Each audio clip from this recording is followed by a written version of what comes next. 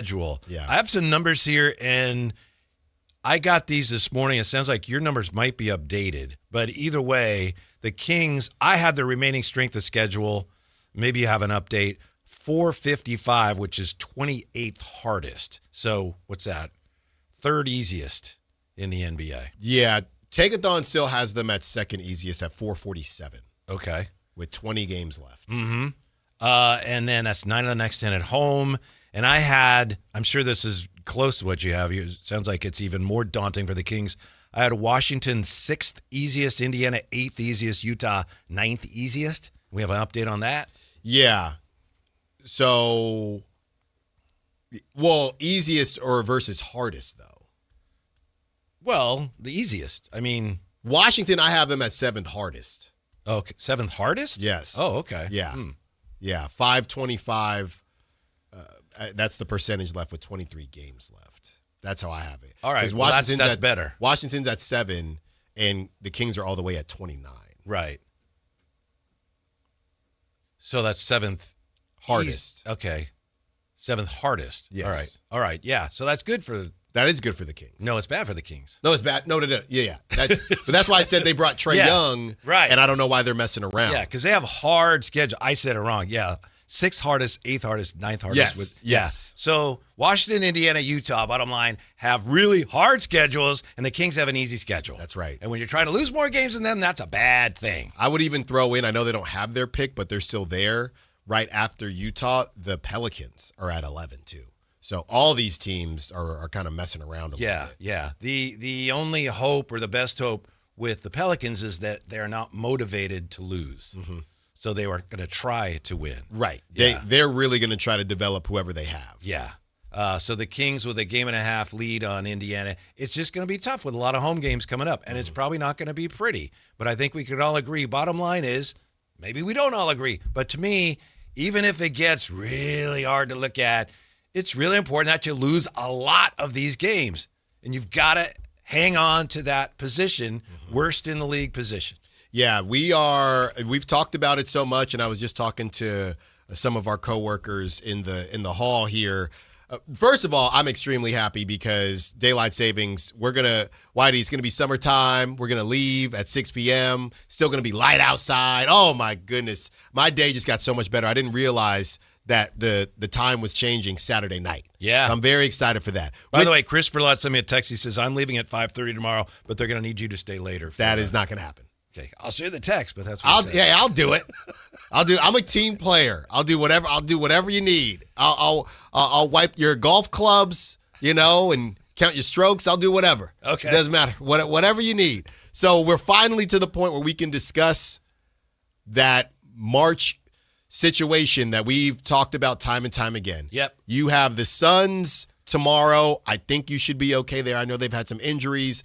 Pelicans, that's dicey. And when Allen says okay, he means they should lose. They should lose. DeJounte Murray back. I think you should lose to the Pelicans. I do. Based on, I think Zion's playing again. Trey Murphy. They should lose to the Pelicans. Bulls is dicey. Matas. We need a good game from Matas. Bulls is dicey. Pacers dicey. Hornets dicey. Clippers, no. Then you get the Jazz. Then you get the Spurs. So this we're starting it, and then there's another flip of that as we get to the second part of March as well, where they'll have the Hornets again and the Pelicans again. So and you throw the Nets in there too. So the Nets twice actually in March. So they got the Hornets twice, they got the Nets twice, and they got the Pelicans twice, and they have the Jazz at least one more time. So this is where things get real, people. Yeah. Isaiah points out a couple of interesting things here. He says, first of all, I'm convinced ownership wants DeMar and Russ to play to see them get into the top 10 in scoring as Kings. I don't know whether that's true or not. I don't see a lot of upside to it, but you may be right. Rob Bishop, it's Isaiah again, says, going to be better for us to not finish dead last. Last 5 drafts, the first pick hasn't been the worst team. We know that. But again, if you have the worst record, you pick no worse than 5th. That's the big thing. That is the big thing. Because I'm telling you, I don't like it when everybody has a different answer for who they would take. If we put a poll out right now, who would you take with the 5th pick? We'd get 6 different answers. I don't like that. That is where things get. Now you can't control that. If the Kings get it, the Kings get it. But after that gets even tougher when you're talking about 6th, 7th, and 8th.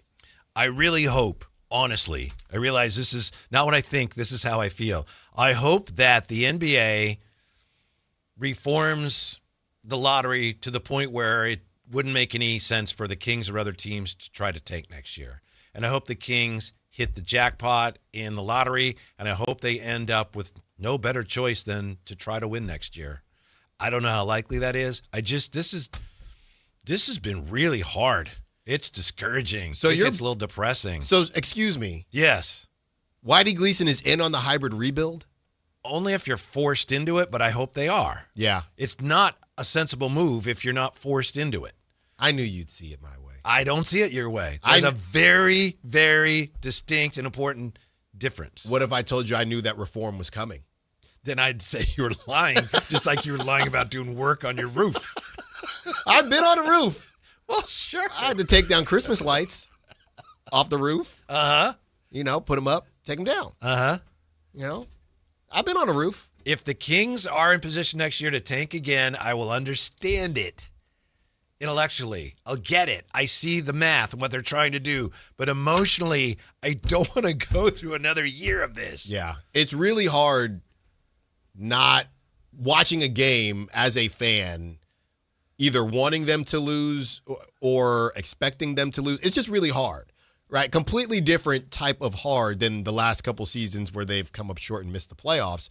But at least every night, right? When is the last time the Kings let you down, right? You want a teams are supposed to build you up and let you down. They can't even let you down. They let you down if they win. I know. It's no bueno. But I get it. I just hope for different things next year. Hope against hope. When we come back, how the Kyler Murray rumors are actually impacting the 49ers? What?